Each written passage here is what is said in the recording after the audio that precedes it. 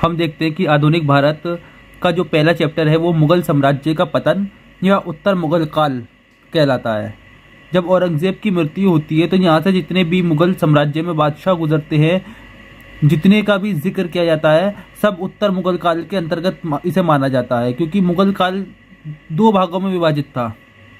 मुगल काल जो था वो दो भागों में विभाजित था, एक तो उन्नति का काल, एक अवनति का काल। तो उन्नति का काल कहाँ तक आया? वो बाबर से लेकर औरंगज़ेब तक आया, और अवनति का काल औरंगज़ेब से लेकर बहादुर शाह जफ़र तक आता है। अब हम इसी तरह इस चैप्टर को आगे कंप्लीट करते हैं।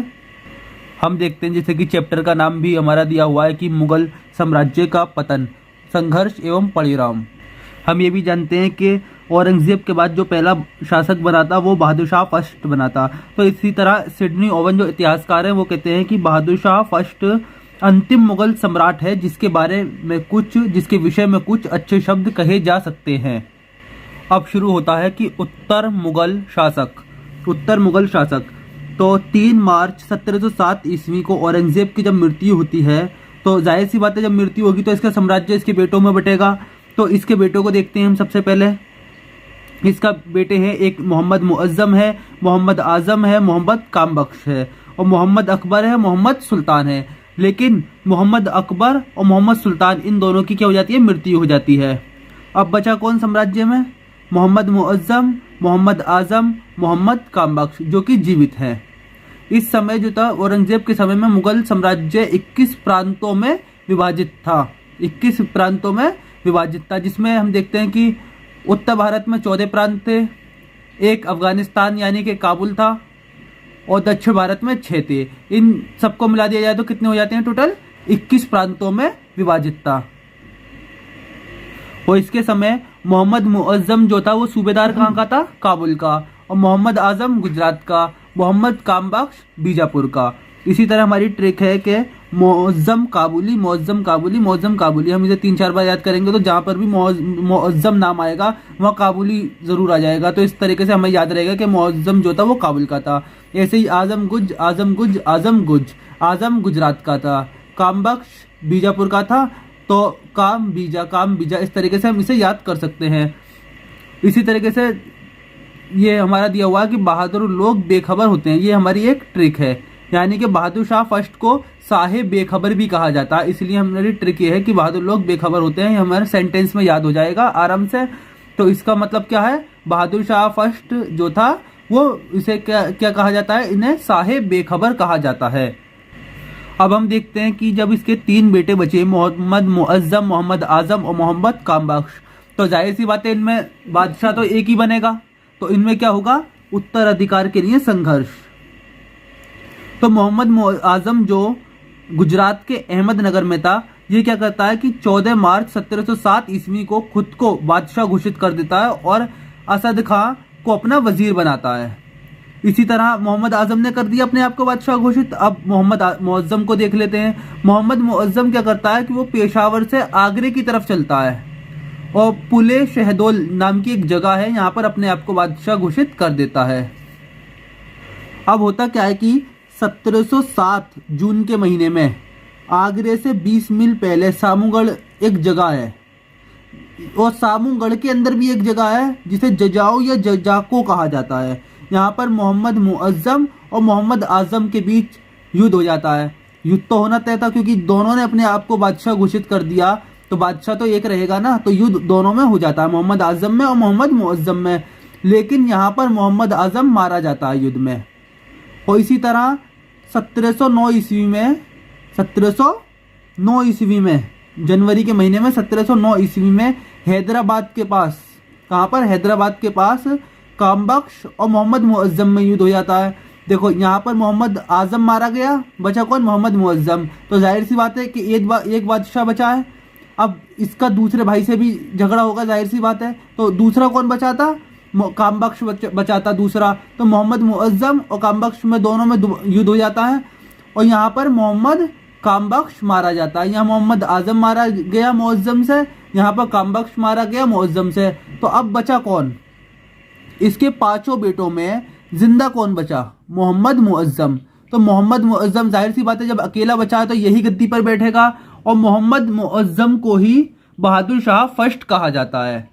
इस तरीके से उत्तराधिकार का युद्ध खत्म हो जाता है और मोहम्मद मुअज्जम यानी कि बहादुर शाह फर्स्ट साम्राज्य पर बैठता है। जैसे कि मैंने कहा कि मोहम्मद मुअज्जम बच जाता है और ये बहादुर शाह फर्स्ट की उपाधि धारण करता है, तो बहादुर शाह फर्स्ट ही कहलाएगा।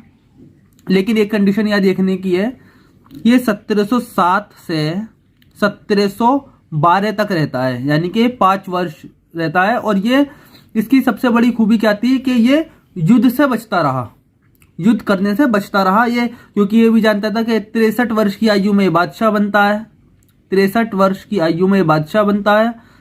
इसे शाह आलम फर्स्ट भी कहा जाता है, शाह आलम फर्स्ट भी कहा जाता है। अब हम इसकी जो है प्रशासन की नीति को देखते हैं। शांतिपूर्ण मैत्रीपूर्ण नीति को अपनाता है, क्योंकि मैं पहले कह चुका हूं कि ये युद्ध से बचता रहा है, तो जाहिर सी बात है कि शांतिपूर्ण मैत्री नीति से बचेगा, ये नहीं बचेगा नहीं, शांतिपूर्ण मैत्री नीति को अपनाएगा ये। अब इसने इस नीति को अपनाने के लिए क्या कहा, इनने हिंदू राजाओं के प्रति सहिष्णुता को अपनाया, राजपूतों को राज्य वापस कर दिए। शाहू जी जो जिन्हें संभाजी भी कहा जाता है, इन्हें शाहू जी को 1689 ईस्वी में मुक्त कर सरदेशमुखी लेने का तो अधिकार दे दिया, लेकिन चौथ लेने का अधिकार नहीं दिया। इनने गुरु गोविंद सिंह से संधि की और उन्हें भी मनसब दे दिया। और इसने बुंदेला जो सरदार थे छत्रसाल और जाट सरदार जो थे चुड़ामन, इन दोनों से मित्रता कर ली। इन दोनों से क्या कहा, इनने मित्रता की ताकि युद्ध से बचा रहे। और युद्ध में बंदा बहादुर को विजित कर दिया, बंदा बहादुर से विजित हो गया। ये 1710 ईस्वी में सरहिंद को जीत लिया और लोहागढ़ में ये 1712 ईस्वी में पराजित हो जाता है। अब जब ये पराजित हो जाता है तो इसके सामने कई और भी युद्ध हुए हैं, जैसे कि जोधपुर का युद्ध है, आमेर का युद्ध है। अब हम इसके बीच में जो युद्ध हुए हैं इन्हें देख लेते हैं हम। इसके समय में क्या होता है कि जोधपुर का जो राजा है, जो शासक था, राजा अजीत सिंह, इसने अपने आप को स्वतंत्र घोषित कर लिया और मुगलों के प्रांतों पर भी अधिकार कर लेता है। ये मुगलों के प्रांतों पर भी अधिकार कर लेता है। तो इसी बीच इसे अजीत सिंह को हराया जाता है और राजा विजय सिंह को आमेर का राजा घोषित कर दिया जाता है। मुगलों ने इसको शासक बनाया विजय सिंह को, जिसमें विजय सिंह जीते, अजीत सिंह को हरा दिया जाता है। लेकिन बाद में क्या होता है कि अजीत सिंह को भी राजा स्वीकार कर लिया जाता है और इसे मारवाड़ का शासक बना दिया जाता है, मारवाड़ का शासक बना दिया जाता है। और लेकिन अजीत सिंह फिर से दोबारा से अटैक कर देता है, लेकिन फिर एक संधि होती है और अजीत सिंह को उसका जो जीता हुआ क्षेत्र था वो वापस कर दिया जाता है। 1711 ईस्वी में बहादुर शाह फर्स्ट के समय में एक डच शिष्टमंडल भारत आया, जिसके जो आए थे वो जोशुआ केटेलर थे, जोशुआ केटेलर की अध्यक्षता में आया था। इतिहासकार खकी खां जो है इन्हें शाहे बेखबर कहते हैं। शाहे बेखबर जैसे कि मैंने पहले टेक में बताया था कि बहादुर लोग कौन होते हैं, बेखबर होते हैं। तो बहादुर शाह फर्स्ट और शाहे बेखबर कहा जाता है इन्हें। बहादुर शाह फर्स्ट के बाद कौन शासक बनता है, जहांदार शाह। ये जो जहांदार शाह है ये 1712 से लेकर 1713 तक रहता है, 1712 से 1713 तक। इसके बाद अजीम उस शान, जान शान, रफी उस शान, इन सब का भी जिक्र बताऊंगा क्योंकि इनके बेटे भी बाद में शासक बने हैं। अब हम देखते हैं कि जो जहांदार शाह था इसने जुल्फिकार खां को अपना वजीर बनाया और असद खां जो जुल्फिकार खां के पिता थे इन्हें अपना वकील बनाया। इसने जजिया को समाप्त किया। वो अजीत सिंह को मारवाड़ का शासक जो था उसे राजा घोषित कर महाराजा की उपाधि दी। किसने दी महाराजा की उपाधि? जहांदार शाह ने दी। और मराठों को इसने पहले क्या था, सरदेशमुखी लेने का अधिकार था केवल, लेकिन इसने चौथ लेने का भी अधिकार दे दिया। सरदेशमुखी और चौथ दोनों लेने का अधिकार दे दिया, लेकिन इसकी जो वसूली करेंगे वो मुगल सरदार ही करेंगे। वसूली मुगल सरदार करेंगे और मराठों को लेकर दे देंगे। सीधे मराठा नहीं कर सकते, मुगल सम्राट ही करेंगे। जो मुगल सरदार हैं, मुगलों ने रख रखे हैं वसूली के लिए, वो करेंगे पहले वसूली, फिर वो एकत्र करके मतलब कलेक्शन कर कर मराठों को देंगे। इसने राजा राम शिवाजी जो है, शिवाजी सेकंड, इन्हें 3000 का मनसब दिया और चुड़ामन और छत्रसाल इन दोनों से मित्रता का व्यवहार ही रखा। इसने क्या करा? मित्रता का ही व्यवहार रखा। और ये जो दे रखा है ये एक तरीके से ट्रिक है। जहां का जजिया खत्म, मतलब जहादार ने जजिया को खत्म किया। अजीत महाराजा, जहां का जहादार शाह अजीत सिंह को महाराजा की उपाधि दी। जहां से चौथ और सरदेश ले लो, मतलब चौथ और सरदेश दोनों लेने का जो ऑर्डर दिया किसने कहा? जहादार शाह ने कहा। जहां की इजरा मतलब व्यवस्था जो लाया, इजरा या इजारा व्यवस्था जो लेकर आया वो जहादार शाह रहा। और जहां की लाल कुंवारी लंपट मूर्ख है, इसे लंपट मूर्ख कहा जाता था। और लाल कुंवारी जो थी इसकी प्रेमिका थी। इस तरीके से हमने एक ट्रिक बना रखी है, ऐसे भी याद कर सकते हो। जुल्फिकार खां जो इसका वजीर था, इसने इसके हाथ में, जहादार शाह ने जुल्फिकार खां के हाथ में प्रशासनिक एवं राजस्व संबंधी काम दे दिए। लेकिन ये इससे भी बड़ा आलसी था एक तरीके से। इसने क्या काम करा कि ये जो सुभग चंद्र है, इसने इसको काम दे दिया। जहादार शाह ने तो जुल्फिकार खां को काम दिया ये, लेकिन जुल्फिकार खां ने अपने काम से बचने के लिए सुभग चंद्र को दे दिया। लेकिन सुभग चंद्र जो था एक भ्रष्ट इंसान था। सुभग चंद्र जो था एक भ्रष्ट इंसान था। तो ये क्या क्या लेके आता है? ये इजारा व्यवस्था लाया, और इजरा व्यवस्था भी इसी को कहा जाता है। ये जो इजारा या इजरा व्यवस्था है, ये भू राजस्व वसूलने का एक ठेका होता है जो इजारेदार किसान से वसूलता है। इजारेदार जो है किसान से वसूलता है, भू राजस्व वसूलने का एक ठेका होता है। जैसे कि मैं पहले बता चुका हूं कि लाल कुंवारी जो थी इसकी प्रेमिका थी। जहादार शाह को लंपट मूर्ख कहा जाता है, लंपट मूर्ख कहा जाता है। लेकिन जो फर्रुखशियर था, फर्रुखशियर ने इसकी कमजोरी का फायदा उठाया। फर्रुखशियर ने इसकी कमजोरी का फायदा उठाया और सैयद बंधुओं की सहायता लेकर इसकी जहादार शाह की यानी कि लंपट मूर्ख की हत्या करवा दी। 1713 ईस्वी में फर्रुखशियर और जहादार शाह के बीच युद्ध हो जाता है, जिसमें जहादार शाह पराजित हो जाता है और उसकी हत्या कर दी जाती है। जब इसकी हत्या कर दी गई तो बचा कौन? फर्रुखशियर। तो जाहिर सी बात है कि अगला शासक कौन बनेगा? फर्रुखशियर बनेगा। अब फर्रुखशियर जो है वो 1713 से 19 तक रहता है। इसने सैयद बंधुओं की सहायता से जहादार शाह की हत्या की थी। यानी कि सैयद बंधु अब कौन कौन थे? एक थे सैयद अब्दुल्ला खां, एक सैयद अली खां। सैयद अब्दुल्ला खां जो थे वो वजीर थे, और सैयद अली खां जो थे वो मीर बख्श थे, और ये दोनों भाई थे। अब सैयद बंधुओं का समझ में आ गया होगा। अब सैयद बंधुओं ने क्या करा कि जुल्फिकार खां जो कि जहादार शाह का वजीर था, इसकी हत्या कर दी और असद खां को कैद में ले लिया। जुल्फिकार खां की हत्या कर असद खां को कैद में ले लिया। और इसके समय जो दक्षिण प्रांत था उसके जो शासक थे वो चिनकिलिज खां या निजामुल मुल्क थे। इसने क्या करता है कि फर्रुखशियर धार्मिक सहिष्णुता को बनाए रखने का प्रयास करता है। इसने दोबारा से जजिया कर को समाप्त कर दिया, तीर्थ यात्रा कर को समाप्त कर दिया। इसने राजपूत जो राजकुमार थे इन्हें बड़े बड़े पद दिए, और चुड़ामन से इनने मित्रता बनाए रखी। मित्रता बनाए रखी। अजीत सिंह ने दोबारा से मुक्त होने का प्रयास किया। ये अजीत सिंह जो है बाज नहीं आ रहा, बार बार अटैक कर रहा है और अपने आप को स्वतंत्र घोषित करने की प्लानिंग कर रहा है, लेकिन क्या बार बार ये पराजित हो जाता है। लेकिन इस बार क्या होता है कि अजीत सिंह ने दोबारा से मुक्त होने का प्रयास किया, लेकिन पराजित हो गया। तो फर्रुखशियर क्या करता है कि अजीत सिंह की जो पुत्री है इससे विवाह कर लेता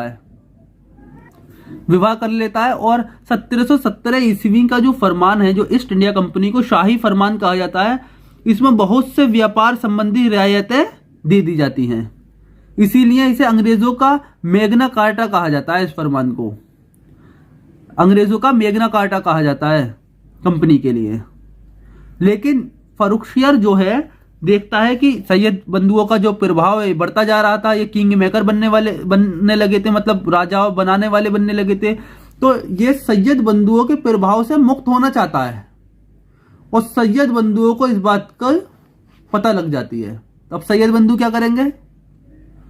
ये सैयद बंधु मराठा सरदार से हाथ मिलाकर फर्रुखशियर की हत्या करा देते हैं। फर्रुखशियर की हत्या करा देते हैं। क्या होता है कि सैयद बंधुओं के प्रभाव से मुक्त होना चाहता है, लेकिन सैयद बंधुओं को इस बात का पहले पता लग जाता है और इससे पहले कि फर्रुखशियर कुछ करता, वो मराठा सरदार से हाथ मिलाकर फर्रुखशियर की ही हत्या करा देते हैं। फर्रुखशियर की हत्या करा देते हैं। अब फर्रुखशियर की हत्या के बाद रफीउद्दर्जात को शासक बनाया जाता है, यानी बादशाह बनाया जाता है। और अब इसमें देखने वाली बात यह कि ये किंग मेकर बन चुके हैं। बादशाह किसे बनाना है इसका फैसला जो है ये सैयद बंधु कर रहे हैं। यानी कि फर्रुखशियर की हत्या करा दी, अब रफीउद्दर्जात को ही शासक बना रहे हैं, बादशाह बना रहे हैं। रफीउद्दर्जात जैसे बादशाह बन चुका है अब 28 फरवरी 1719 में। और ये जो रफीउद्दर्जात है ये रफीउश शान का बेटा है। रफीउश शान के पुत्र रफीउद्दर्जात को सैयद बंधुओं की सहायता से, जैसे मैंने कहा एक किंग मेकर बन चुके हैं, अब किंग मेकर बन चुके हैं। सैयद बंधुओं की सहायता से नेकुसियर ने सैयद बंधुओं के खिलाफ विद्रोह कर दिया और 6 रोग के कारण बादशाह रफीउद्दर्जात की 4 जून 1719 ईस्वी को 6 रोग यानी टीबी से मृत्यु हो जाती है। जैसे कि मैंने ट्रिक बना रखी है दर्जात टीबी, दर्जात टीबी, दर्जात टीबी, इसे 5-6 बार नाम याद कर लो। जहां पर दर्जात आएगा वहां टीबी जरूर याद आ जाएगा आपको। तो क्या होगा फिर? रफीउद्दर्जात मृत्यु किससे हुई? टीबी से। इस तरीके से ये याद करने की ट्रिक भी बहुत जरूरी है। इसके बाद जो शासक बनता है, बादशाह बनता है, वो रफीउद्दौला बनता है। रफीउद्दौला है कौन? ये रफीउश शान का बेटा है और रफीउद्दर्जात जिसकी अभी टीबी से मृत्यु हुई है इसी का भाई है ये। इसे भी सैयद बंधुओं ने ही बनाया है और इसे जो है शाहजहां सेकंड भी कहा जाता है। इसने इसने क्या करा कि जो अजीत सिंह की बेटी, विधवा बेटी थी जिसे फर्रुखशियर ने शादी की थी, हरम से पिता के पास वापस भिजवा देता है। ये अपने महल में नहीं रखता, इसके पिता के पास यानी अजीत सिंह के पास ही इसकी बेटी को, विधवा बेटी को वापस भेज देता है और इसकी पेचिश रोग के कारण इसकी मृत्यु हो जाती है। मतलब कि ये जो दोनों भाई हैं ज्यादा दिन तक बादशाह नहीं बन पाते। बादशाह तो बनते हैं लेकिन ज्यादा दिन तक शासन नहीं कर पाते हैं। जैसे कि मैंने ये ट्रिक बना रखी है दोला पेचिश, दोला पेचिश। जहां दोला याद आएगा आपको वहां पेचिश याद आ जाएगा कि इसकी जो मृत्यु हुई थी वो पेचिश रोग के कारण हुई थी। इसके बाद क्या होता है कि मोहम्मद शाह, जिसे रोशन अख्तर भी कहा जाता है, और साथ में मोहम्मद शाह को साथ में रंगीला बादशाह भी कहा जाता है, यानी कि मोहम्मद शाह रंगीला हम कह सकते हैं। ये 1719 से 1748 तक रहा है। ये भी सैयद बंधुओं की सहायता से ही बना है। यानी कि मैं बार बार कह रहा हूं कि सैयद बंधु जो थे वो किंग मेकर बन चुके थे। लेकिन इसमें क्या होता है कि चिंगलेज खां यानी निजामुल मुल्क के कहने पर हैदर खां सैयद हुसैन अली की हत्या कर देता है। ये मोहम्मद शाह जो था इसे पता चल चुका था कि ये जो सैयद बंधु हैं किंग मेकर बन चुके हैं, ये कभी भी किसी को भी बादशाह बना सकते हैं, किसी को भी शासक बना सकते हैं। तो ये इनकी जड़ काटने पे लग जाता है। इसने चिंगलेज खां यानी निजामुल मुल्क के कहने पर हैदर खान ने सैयद हुसैन अली खां की हत्या कर दी। अब बचा कौन? अब्दुल्ला खां बचे। सैयद बंधुओं में 2 ही तो थे भाई। हुसैन अली खां की हत्या कर दी और बचे हुए सैयद बंधु अब्दुल्ला खां को 1720 ईस्वी में कैद कर लिया गया और 1722 ईस्वी में यानी कि 2 वर्ष बाद इन्हें जहर देकर, विष देकर मार दिया जाता है। जहर देकर मार दिया जाता है। अब इन्हें मारा क्यों जाता है दोनों को? क्योंकि ये जो थे, जो मोहम्मद इब्राहिम है रफीउश शान का बेटा, मोहम्मद शाह की जगह मोहम्मद इब्राहिम को बादशाह बनाने की कोशिश कर रहे थे, प्लानिंग कर रहे थे। लेकिन मोहम्मद शाह को इस बात का पता चल जाता है। तो मोहम्मद शाह चिनकिलिस खान निजामुल मुल्क के कहने पर हैदर खां के द्वारा सैयद हुसैन अली खां को मरवा देता है और इन्हें 1722 ईस्वी में अब्दुल्ला खां को भी जहर देकर मरवा देता है। ये यानी कि सैयद बंधुओं का किस्सा ही साफ कर देता है। किंग मेकर ही खत्म। अब बचा कौन? खाली मोहम्मद शाह रंगीला। इनने अपनी जो सारी प्रॉब्लम क्रिएट हो रही थी अपने सामने, जैसे कि मोहम्मद इब्राहिम को गद्दी पर बैठाने का प्रयास किया जा रहा था, सब खत्म कर देता है ये। अब इसी बीच होता क्या है कि बंगाल, बिहार, उड़ीसा, अवध, रोहिलखंड, फर्रुखाबाद, भरतपुर, मथुरा, हैदराबाद आदि स्वतंत्र प्रांतों का उदय होने लगता है। यानी कि मुगल जो सल्तनत है वो कमजोर पड़ रही है धीरे धीरे, जब भी तो ये स्वतंत्र होने का प्रयास कर रहे हैं। इसी बीच 1737 ईस्वी में बाजीराव फर्स्ट मात्र 500 अपने घुड़सवारों के साथ दिल्ली पर अटैक कर देता है और दिल्ली को लूटता है। और इस बात पर संधि हो जाती है कि अगर किसी भी बाहरी विदेशी आक्रमण दिल्ली पे होगा तो वह उसका साथ देंगे, दिल्ली का साथ देगा बाजीराव फर्स्ट। और इसके बीच क्या होता है कि 1737 में ये संधि हो गई बाजीराव से। 24 फरवरी 1739 को नादिर शाह, जो ईरान का नेपोलियन कहा जाता है, नादिर शाह का आक्रमण हो जाता है। करनाल, हरियाणा का जो करनाल है यहां पर। और मोहम्मद शाह रंगीला इस समय शासक है ही, लेकिन ये जो बाजीराव फर्स्ट है ये मुकर जाता है और साथ नहीं देता। फिर ये जो है मुकर जाता है, साथ नहीं देता। इसी के बाद 1747 ईस्वी में जो अहमद शाह अब्दाली है, जो नादिर शाह का उत्तराधिकारी है, नादिर शाह का उत्तराधिकारी कौन बना? अहमद शाह अब्दाली। अहमद शाह अब्दाली पंजाब पर आक्रमण कर देता है। इस समय शासक कौन थे पंजाब के? शाहनवाज खां। पंजाब पर आक्रमण हो जाता है।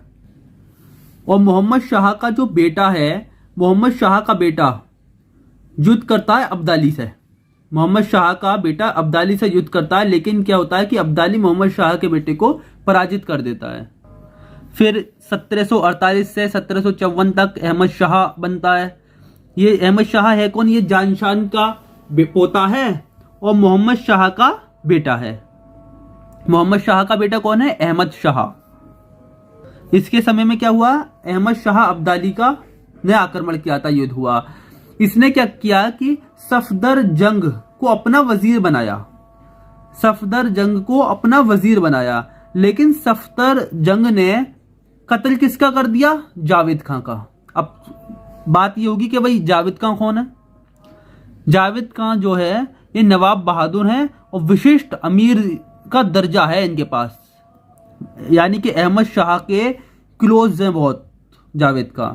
और इनके अहमद शाह का जो वजीर है सफदर जंग, ये जावेद खां का ही मर्डर कर देता है, यानी कत्ल कर देता है। अब जाहिर सी बात है कि जो अहमद शाह है ये इससे गुस्सा हो चुका होगा, तो सफदर जंग क्या करता है कि मराठों की सहायता लेकर अहमद शाह को अंधा कर देता है। यह सफदर जंग मराठों की सहायता को लेकर अहमद शाह को अंधा कर देता है और इनके बाद में आलमगीर सेकंड को गद्दी पर बना देता है। यह अहमद शाह का कुल मिलाकर यह कि वाट लगा देता है अच्छे से। अब दोबारा बता दूं मैं इसे, सफदर जंग को अहमद शाह ने अपना वजीर बनाया। जावेद खां बहुत क्लोज थे अहमद शाह के, लेकिन इसने क्या किया? सफदर जंग ने जावेद खां को मर्डर कर दिया, हत्या कर दी।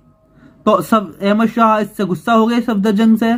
तो सफदर जंग ने मराठों की सहायता लेकर अहमद शाह को अंधा कर दिया और अंधा करने के बाद में आलमगीर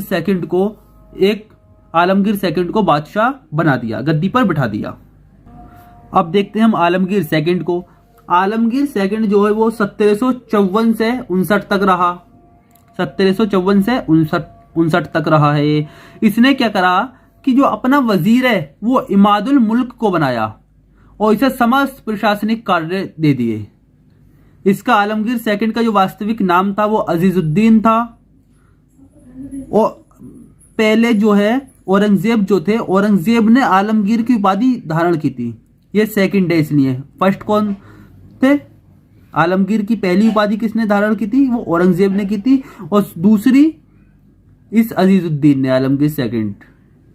इसके समय में होता क्या है कि अहमद शाह अब्दाली ने पुनः आक्रमण किए। एक 1756-57 के बीच किया, एक 1759 में, यानी कि 2 बार अहमद शाह अब्दाली ने दोबारा से आक्रमण किए और षड्यंत्र रचने का प्रयास किया, लेकिन असफल हुआ। और होता क्या है कि गाजीउद्दीन इमादुल मुल्क ने हत्या कर दी।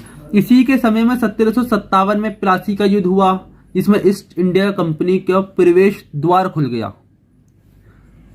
प्लासी का युद्ध 1757 में इसी के समय में हुआ। अब स्थिति क्या होती है, जब आलमगीर सेकंड मारा जाता है, इसकी हत्या कर दी जाती है, तो स्थिति आ जाती है कि बादशाह कौन बनेगा, बादशाह कौन बनेगा। तो यहां पर हम देखते हैं कि शाह आलम, जिसका नाम अली गौहर है, ये अपने आप को पटना से बादशाह घोषित कर देता है और शाह आलम सेकंड की उपाधि धारण करता है। अली गौहर पटना से बादशाह घोषित करता है अपने आप को और शाह आलम सेकंड की उपाधि धारण करता है।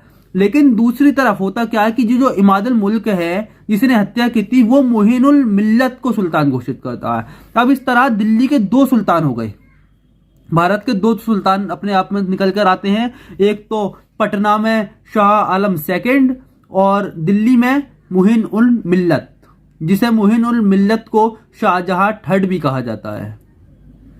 अब वही बात है, रहना तो एक ही है सुल्तान। अब आगे देखो होता क्या है, मैं इसे एक बार और समझा दूं कि जो अली गौहर है, अब पटना के अंदर अपने आप को बादशाह घोषित करता है और शाह आलम सेकंड की उपाधि लेता है, यानी ये शाह आलम सेकंड कहलाता है। उधर ही दूसरी तरफ जो इमादुल मुल्क है, ये मुहिन उल मिल्लत को सुल्तान की उपाधि घोषित करवा देता है, यानी बादशाह घोषित कर देता है, और ये मुहिन उल मिल्लत जो है शाहजहां थर्ड की उपाधि धारण करता है। इस तरीके से 2 बादशाह बने अब यहाँ पर। कौन कौन? शाह आलम सेकंड और शाहजहां तृतीय। अब आगे देखते हैं होता क्या है। शाह आलम सेकंड ये 1759 से 1806 ईस्वी तक रहा। ये 12 साल तक दिल्ली में प्रवेश नहीं कर सका, क्योंकि ये बादशाह तो पटना में बना था अपने आप को, पटना में, बिहार के पटना में इसने घोषित किया था अपने आप को। इसका नाम, असली नाम क्या था? अली गौहर। इन्हें शाह आलम की सेकंड की उपाधि धारण की थी। ये 12 साल तक दिल्ली में प्रवेश नहीं कर सका, लेकिन 1772 ईस्वी में मराठों की सहायता से ये दिल्ली पहुंच जाता है। 1772 ईस्वी में। और इसी बीच 1764 ईस्वी में बक्सर का युद्ध होता है।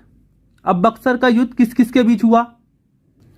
बक्सर के युद्ध में मुगल लड़ रहे थे, नवाब लड़ रहे थे और अंग्रेज सेनापति लड़ रहे थे। अब मुगल में कौन था? मुगल में शाह आलम सेकंड था। नवाब 2 जगह के थे, कहाँ के? बंगाल के और अवध के। बंगाल की तरफ से मीर कासिम था और अवध की तरफ से शुजा उद्दौला था। अंग्रेजों में जो सेनापति था वो हेक्टर मुनरो था। इसी दौरान ये प्रथम बादशाह हुआ जिसने अंग्रेजों की पेंशन स्वीकार की। मतलब समझ में आ चुका होगा कि हेक्टर जो मुनरो है, इन्हें तिलगुत सेना यानी शाह आलम सेकंड, मीर कासिम और शुजा उद्दौला यानी तीनों की सेना को हरा देता है हेक्टर मुनरो। जब हरा दिया तो अंग्रेजों की संधि स्वीकार करनी पड़ेगी, जो शर्तें होंगी वो स्वीकार करनी पड़ेंगी। तो इसी तरह हम कह सकते हैं कि प्रथम बादशाह हुआ जिसने अंग्रेजों की पेंशन को स्वीकार किया। और इसमें वेलेजली और शाह आलम के बीच संधि हुई, संधि पर हस्ताक्षर हुए। इसमें क्या करा गया कि मुद्रा चलाई गई, मुद्रा को रुपया कहा गया, लेकिन ये पहली पेपर मुद्रा थी जिसे बैंक ऑफ बंगाल ने 1806 ईस्वी में जारी किया था। पेपर मुद्रा पहली किसके काल में चली? शाह आलम सेकंड के काल में चली। और इसी बीच क्या हुआ था? 1765 ईस्वी में संधि हुई, बंगाल, बिहार, उड़ीसा की दीवानी अंग्रेजों को दे दी गई। वह एक पेंशन भोगी बन गया शाह आलम सेकंड जो था। अब सोचने वाली बात यह है कि इतना पढ़ने के बाद में अभी तक ये माइंड में नहीं बैठा होगा सेटअप कि मुहिनुल मिल्लत जो पहले बादशाह बना था दिल्ली का, वो और शाह आलम सेकंड जो कि ये है, इन दोनों में शाह आलम सेकंड कैसे बादशाह बना? ये बादशाह ऐसे बना क्योंकि जो पानीपत का 3rd युद्ध हुआ ना, जिसमें सदाशिव भाव, विश्वास राव अपने 28,000 मराठों लगभग के साथ युद्ध में मारे गए, लेकिन इसका लाभ जो था वो अफगानों के होने के बजाय अंग्रेजों को हो गया। तो ये वही युद्ध है पानीपत का थर्ड युद्ध जिसे कहा जाता है। तो इसमें अहमद शाह अब्दाली जीता था। तो अहमद शाह अब्दाली ने मुगल जो सम्राट घोषित कर दिया था। मुगल सम्राट किसे बनाकर गया था? शाह आलम सेकंड को। शाह आलम सेकंड को सम्राट बना के गया था। इसी तरह ये सिलसिला आगे चलता रहा। यहाँ पर 1765 ईस्वी में संधि हुई जिसमें उड़ीसा, बिहार, बंगाल की दीवानी अंग्रेजों को दे दी गई। और इस तरीके से अब हम देखते हैं कि शाह आलम सेकंड 1759 से 1806 तक रहा है। अब इसके बाद दूसरा शासक बनेगा। इसके बाद कौन बनता है? अकबर सेकंड, 1806 ईस्वी से लेकर 1837 तक। ये जो अकबर सेकंड है ये एक शानदार कवि था। इसने हिंदू मुस्लिम एकता उत्सव फूल वालों की सैर की नींव रखी। हिंदू मुस्लिम एकता का जो उत्सव था फूल वालों की सैर की नींव रखी, एक शानदार कवि था। ये अंग्रेजों के संरक्षण में, किसके संरक्षण में? अंग्रेजों के संरक्षण में बादशाह बनने वाला प्रथम मुगल शासक था। कैसे था? क्योंकि शाह आलम सेकंड एक पेंशन भोगी बन गया था। लेकिन अब कहोगे कि अकबर सेकंड प्रथम कैसे हुआ फिर? लेकिन वो पहले एक स्वतंत्र बादशाह था। शाह आलम सेकंड जो था अंग्रेजों की संधि उसने 1765 ईस्वी में स्वीकार की, उसके बाद पेंशन भोगी बना है। लेकिन ये शुरू से ही मुगल शासक ऐसा था जो अंग्रेजों का पेंशन भोगी था, अंग्रेजों के संरक्षण में था। इस तरह 1835 ईस्वी तक मुगलों के टकसाल बंद हो गए। राजा राम मोहन राय को इसने राजा की उपाधि दी। अब क्यों दी राजा की उपाधि? क्योंकि अकबर सेकंड की जो पेंशन थी ना वो कम कर दी गई थी। तो इसने अकबर सेकंड क्या करता है, जब पेंशन कम कर दी गई तो राम मोहन राय को इंग्लैंड भेजता है अपनी पेंशन के सिलसिले में। तो ये इसे राम मोहन राय को राजा की उपाधि देके, देख रहे हो, खुद तो ये राजा है नहीं, एक तरीके से पेंशन भोगी बन चुका है, दूसरे को राजा की उपाधि दे रहा है।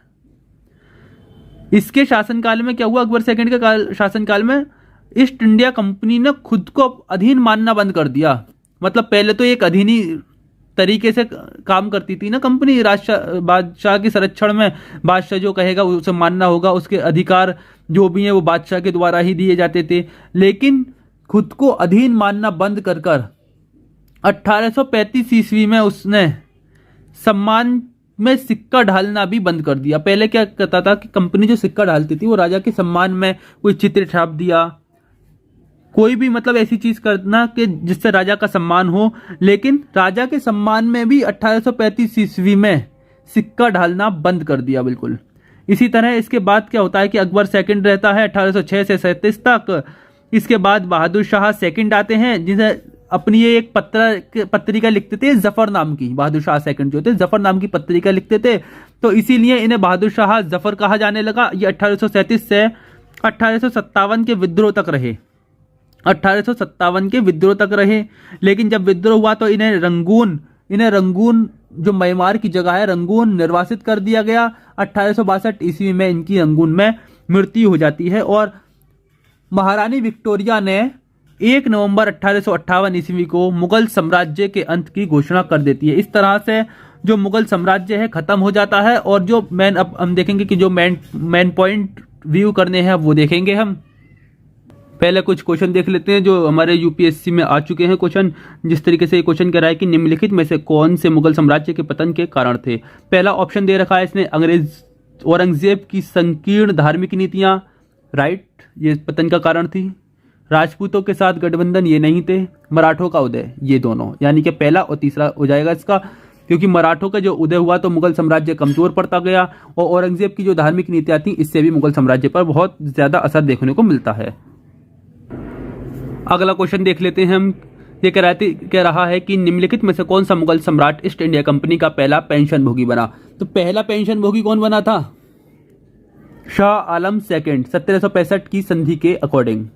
और पहला, अगर ये कह दे कि पहला संरक्षण में बना हुआ बादशाह कौन था? अकबर सेकंड। ओके, ये क्वेश्चन जो दे रखा है ये मेंस का क्वेश्चन है।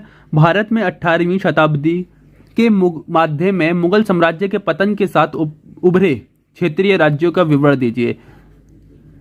तो हमें क्या करना है, जैसे कि मराठा उभरे, अवध, बंगाल, राजपूत, जितने भी जो राज्य उभरे हैं क्षेत्रीय राज्य, उनका विवरण देना है।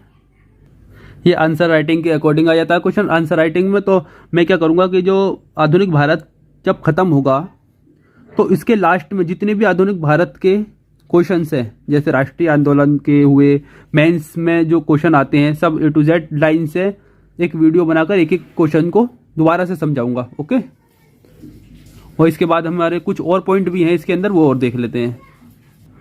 जैसे कि सीधे सीधे आप पढ़ सकते हैं, इसमें लिखा है कि मुगल साम्राज्य के पतन के कारण क्या थे। काफ़ी कारण थे। पहला, उत्तराधिकारी कमज़ोर थे, कमज़ोर उत्तराधिकारी। दूसरा कारण, गुटबाजी का प्रभाव। तीसरा, गुटों के माध्य प्रतिद्वंदिता, सेना जो अप्रभावी थी, क्षेत्रीय आकांक्षाओं का उदय हुआ, प्रशासन की समस्या, जागीरदारी का संकट, क्षेत्रीय राज्यों का उदय, ताबूत में अंतिम कील। अब हम क्या करेंगे कि जो एक तरीके से कितने टॉपिक हो गए, 3, 2, 5, 5 और 4, 9 टॉपिक को हम एक एक करके देखते हैं कि कमज़ोर उत्तराधिकारी में क्या कमियां रही, क्या नहीं रहा। ओके, और इसमें एक सबसे बड़ा कारण यह भी रहा कि औरंगजेब की धार्मिक व दक्कन की नीतियां। इसमें हम देखते हैं कि गोलकुंडा, बीजापुर, कर्नाटक पर मुगल सरकार के नियंत्रण बनाने की कोशिश ने मुगल साम्राज्य को अत्यंत तनावग्रस्त स्थिति में ला दिया। इससे मराठा आक्रमणों के लिए मुगल संचार मार्गों को भी पता चल गया, जिससे कि इस क्षेत्र में मुगल कुलीन वर्गों के लिए सौंपी गई जागीरों को अपना बकाया लिया गया। कई मौकों पर गैर मुस्लिम विषयों, भावनाओं की संवेदनशीलता का सम्मान करने में उनकी विफलता भी इसके कारण बनी, क्योंकि कोई देखो भारत है, कोई एक अकेला मुस्लिम धर्म तो है नहीं, दक्षिण में काफ़ी धर्म, अब उनमें उनकी भावनाएं आहत होने लगी। कई नीतियां ऐसी थीं, जैसे कि औरंगजेब का एग्जाम्पल मैं कह सकता हूं कि तीर्थ यात्रा कर हुआ, जजिया कर हुआ, इससे भावनाएं आहत थी। उसने एक ऐसी नीति का प्रतिपादन किया जिसके परिणाम स्वरूप कई मंदिरों को नष्ट कर दिया गया और दोबारा से जजिया लगा दिया गया। मतलब जब मंदिरों को नष्ट कर दिया गया तो हिंदू धर्म में एक आहत होगा, जजिया दोबारा लगा दिया गया। उसने हिंदुओं को अलग थलग कर दिया और उन लोगों को मजबूती प्रदान की गई जो राजनीतिक व अन्य कारणों से मुगल साम्राज्य का विरोध कर रहे थे। कितनी बड़ी बात है अपने आप में। अब हम पहला पॉइंट देखते हैं, अयोग्य उत्तराधिकार। औरंगजेब के उत्तराधिकारी कमजोर थे और प्रशासन को प्रभावी ढंग से चलाने में असमर्थ थे, जो कि साफ साफ मोटे तौर पर देखा जा सकता है। उसमें से अधिकांश धनी अभिजात वर्गों के हाथों की कठपुतली थी, जैसे कि सैयद बंधु हुए, किंग मेकर बन चुके थे। लगभग 1709 से 1719 तक दिल्ली को प्रभावित करने वाले उत्तराधिकार युद्ध ने धीरे धीरे इस कमजोर साम्राज्य को कमजोर कर दिया। जैसे नादिर शाह का आक्रमण, अहमद शाह अब्दाली का आक्रमण, मराठों का आक्रमण हुआ, काफी आक्रमण हुए। दिल्ली को उत्तराधिकार युद्ध ने धीरे धीरे इस साम्राज्य को कमजोर करता चला गया। अगला पॉइंट है कुलीन या अमीरों का प्रभाव। अमीरों का प्रभाव इसमें क्या है कि उत्तरवर्ती मुगल में अधिकांश को शक्तिशाली कुलीनों द्वारा मोहरों के रूप में इस्तेमाल किया गया था। औरंगजेब की मृत्यु के बाद मुगल साम्राज्य का उच्चाधिकार अमीरों के हाथ में था, जैसे कि मैं पहले ही कह चुका हूं कि सैयद बंधु एग्जाम्पल, किंग मेकर अपने हितों के आधार पर राजनीतिक व सरकारी गतिविधियों का कार्यान्वयन किया जाने लगा। अपने हितों के, जनता के हितों पर नहीं, अपने हितों पर। अगला जैसे कि ऑप्शन है हमारा टॉपिक है गुटों में प्रतिद्वंदिता। मुगल दरबार में 4 कुलीन गुट, कौन कौन? तुरानी, ईरानी, अफगान और भारतीय मूल के मुसलमान। 4 जब गुट हो गए तो वहां प्रतिद्वंदिता बढ़ेगी, कंपटीशन बढ़ेगा। ये गुट अधिक शक्ति, जागीर और उच्च पदों के लिए लगातार संघर्ष रहते थे कि हमें ज्यादा शक्ति मिल जाए, जागीर मिल जाए या उच्च पद मिल जाए। अगला टॉपिक कर आधार का कमजोर होना। कई स्वायत्त राष्ट्रों के निर्माण ने कर संसाधनों को कम कर दिया और जारी संघर्षों ने कोष की स्थिति को खराब कर दिया। स्थिति ये हो चुकी थी कि मुगल साम्राज्य में जो बादशाह के जो महल के जो सामान थे ना, फर्नीचर्स वगैरह, उन तक को बेचने की नौबत आ चुकी थी। ये स्थिति हो चुकी थी खराब। इसके अलावा नादिर शाह, अहमद शाह अब्दाली के विदेशी आक्रमण शाही बजट के लिए महंगे सिद्ध हुए, क्योंकि युद्ध बहुत बड़े लेवल पे हुए इनके। आर्थिक एवं प्रशासनिक समस्याएं। समय के साथ अमीरों की संख्या व उनके पद या जो मनसब, दोनों में एक ही चीज है एक तरीके से, मनसब में अप्रत्याशित रूप से वृद्धि हुई तथा उनके माध्य जागीर के रूप में वितरित करने वाली भूमि की अत्यधिक कमी हो गई। जब उन्हें भूमि दे ही चले गई, सालों साल से भूमि दी जा रही थी, तो भूमि भी तो खत्म होगी, और उस भूमि जो थी वो अमीरों के हाथ में थी पूरी। जब भूमि कम होती चली गई तो टैक्स किससे आएगा? इस तरह से भी आर्थिक स्थिति खराब हुई, प्रशासनिक स्थिति खराब हुई। अमीरों ने किसानों पर दबाव डालकर अपनी जागीरों से अभिलिखित राजस्व वसूलने का प्रयास किया, जिसके परिणाम स्वरूप अमीरों व किसानों के बीच संघर्ष शुरू हो गया। अमीरों ने किसानों से वसूलना प्रारंभ किया। ज्यादातर युद्धों में सम्राटों और अमीरों की खर्चीली जीवन शैली, यानी विलासिता की जीवन शैली कह सकते हैं हम, खालिसा भूमि की क्षति जैसे कारक साम्राज्य के लिए घातक सिद्ध हुए। यानी खालसा भूमि किसे कहा जाता है? सरकारी भूमि को। किसी प्रकार की महत्वपूर्ण वैज्ञानिक या तकनीकी प्रगति भी नहीं हुई। इसका एक महत्वपूर्ण कारण यह भी रहा। अगला टॉपिक है अप्रभावी सेना। तो कई युद्ध हारने के बाद मुगल सेना तेजी से अप्रभावी व हतोत्साहित हो गई। जब एकदम हम काफी युद्ध लड़ेंगे तो हमारा असला भी खत्म होगा, सैनिक भी मारे जाएंगे, तो इस तरीके से अप्रभावी सेना होने लगी। मुगल सेना में राष्ट्रीय चरित्र का अभाव था। जैसे ही उत्तरवर्ती मुगल सम्राटों के अधिकार में ढील, साम्राज्य के कुलीन, अमीर या बड़े अधिकारियों ने सेना में अपनी वंशानुगत संपत्ति में बदलना शुरू कर दिया। अपनी सेना को अपनी वंशानुगत संपत्ति में बदलना शुरू कर दिया। मुगलों ने नौसैनिक शक्ति की अवहेलना की। मतलब मुगलों ने एक तरीके से हम कह सकते हैं कि नौसैनिक शक्ति बनाई ही नहीं। क्षेत्रीय आकांक्षाओं का उदय। इसमें देखते हैं औरंगजेब के शासन में क्षेत्रीय समूहों का उदय होने लगा। क्षेत्रीय समूहों ने मुगल राज्य के अधिकार को चुनौती दी, हालांकि वे असफल ही हुए ज्यादातर औरंगजेब के काल में। बाद के मुगलों के खिलाफ राजनीतिक प्रभुत्व के लिए उनके निरंतर संघर्ष ने साम्राज्य को गंभीर रूप से नुकसान पहुंचाया। ठीक है, राजपूतों ने अब मुगलों पर इतना भरोसा नहीं किया कि वे साम्राज्य के लिए उनके साथ सहयोग कर सके। सबसे मेन पॉइंट, राजपूतों ने अब मुगलों पर इतना भरोसा नहीं किया जो भरोसा वो पहले किया करते थे। इसका एक कारण ये भी है कि इस तरह से हमारा मुगल साम्राज्य का जो अंत है वो खत्म हो जाता है। अब हम अगला चैप्टर देखेंगे आगे से।